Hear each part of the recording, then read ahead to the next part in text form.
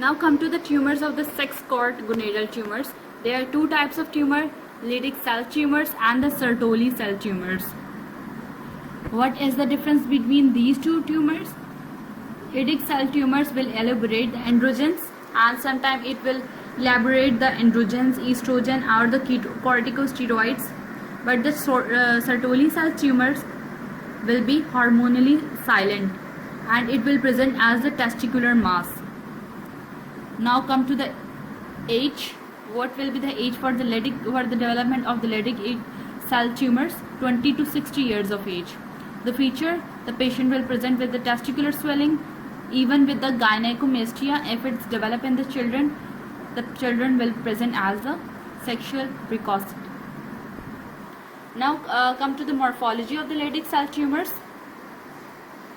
It will consist of the well circumscribed nodules but less than 5 cm. If I got the cut section, it will reveal the golden brown homogeneous cut surface, which is the most important point for the Leydig cell tumor. Now come to the histo. These are similar in appearance to the normal counterpart, that is Sertoli cells, but larger in size, round polygonal, abundant granular eosinophilic cytoplasm, round central nucleus. Cytoplasm will contain the lipid droplet, vacuoles, lipofuscin pigment or the rod-shaped crystalloids of the Rinke. That is present in the 25% of tumor, which is a diagnostic factor.